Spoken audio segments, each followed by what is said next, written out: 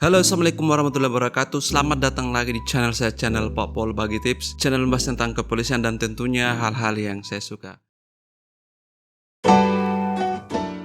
Assalamualaikum warahmatullahi wabarakatuh. Halo teman-teman semua. Saya mau mengucapkan terima kasih buat kalian yang telah men-subscribe channel saya. Saya doakan semoga kalian lulus menjadi anggota kepolisian dan bisa bergabung bersama kami. Amin. Kalian yang baru pertama kali mengikuti tes seleksi Polri pasti akan bertanya-tanya, apa itu sidang terbuka menuju Rikes kedua Tamtama Polri ini? Karena di jadwal ada yang namanya sidang terbuka menuju Rikes kedua di Tamtama Polri tahun 2023 ini. Maka wajar jika kalian bertanya tentang itu. Bagi mereka yang pernah mengikuti tes seleksi di Polri pasti sudah tahu akan hal tersebut. Ada yang bilang kalau sidang menuju Rikes kedua ini adalah penentuan untuk bisa lulus atau tidak sebelum pantohir atau sidang kelulusan akhir. Ada juga yang bilang sidang terbuka menuju Rikes 2 ini adalah tes rasa-rasa pantohir ya. Jadi metode perhitungan nilai yang diberlakukan untuk bisa melewati sidang terbuka menuju Rikes tahap kedua dan bisa mengikuti Rikes tahap kedua ini untuk Bintara sudah berubah di tahun ini, di tahun 2022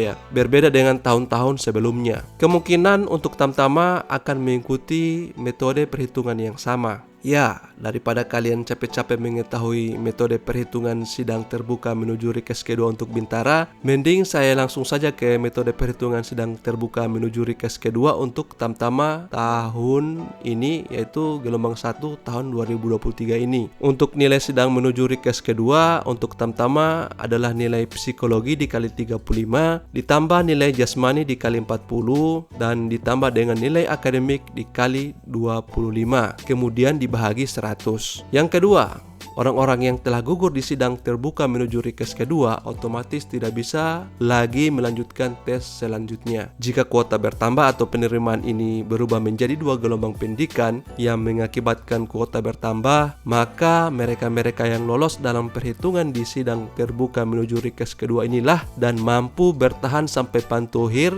yang akan dipertimbangkan layak atau tidaknya dia untuk mengikuti pendidikan. Tidak mengambil lagi dari mereka-mereka yang jatuh di sidang terbuka menuju Rikes kedua ini. Ketiga, merujuk pada sidang terbuka menuju Rikes tahap 2 tahun-tahun lalu, jumlah kuota untuk bisa mengikuti Rikes tahap kedua ini adalah jumlah anggaran yang tercantum dalam daftar isian pengguna anggaran atau DIPA Polda dikali 3. Nah, bagaimana jika chassis yang tersedia tidak memenuhi DIPA Polda dikali 3? Karena sudah banyak yang gugur di tes-tes sebelumnya. Ya nggak apa-apa, disesuaikan dengan jumlah yang ada walaupun tidak dikali 3. Nah, bagaimana mengetahui jumlah DIPA dikali 3 itu? Saya contohkan ya. Misalnya kuota yang dianggarkan dalam DIPA Polda itu 50 orang. Ya tinggal dikali 3, 50 dikali 3 sama dengan 150 orang. Maka yang berhak untuk mengikuti Rikes tahap kedua yaitu chassis yang dari ranking 1 sampai dengan 150.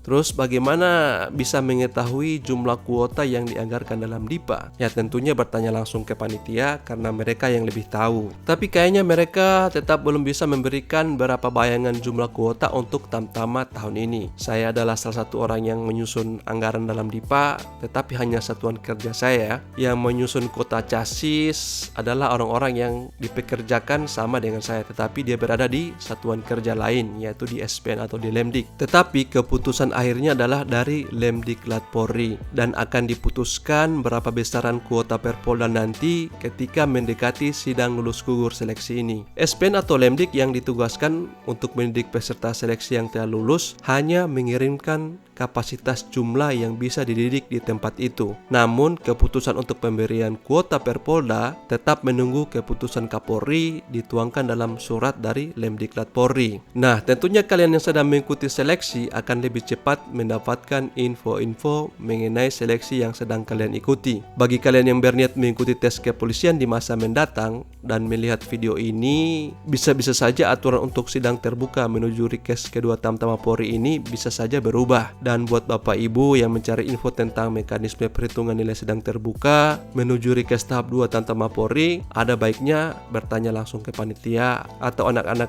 ibu bapak disuruh lebih aktif lagi dalam mencari info. Buat kalian-kalian yang sedang mengikuti seleksi, apapun hasil yang kalian dapatkan di tes-tes sebelum sidang terbuka menuju request 2, kalian tidak perlu khawatir berlebihan atau cemas berlebihan ya. Semua tes itu telah kalian lakukan. Jadi bukan orang lain ya. Kalian sudah berusaha. Kalian tidak hanya tidur-tiduran saja kan? Kenapa terlalu memikirkan hal itu? Tinggal hadapi saja dan tunggu hasilnya. Dan tentunya semuanya harus kalian awali dengan doa, kalian iringi dengan doa, dan kalian akhiri dengan doa. Nah, demikian dulu video saya kali ini. Terima kasih buat kalian yang telah subscribe channel ini. Saya doakan ya. Saya doakan buat kalian yang telah subscribe channel ini. Semoga kalian lulus menjadi anggota kepolisian dan bisa bergabung bersama kami. Amin. Assalamualaikum warahmatullahi wabarakatuh.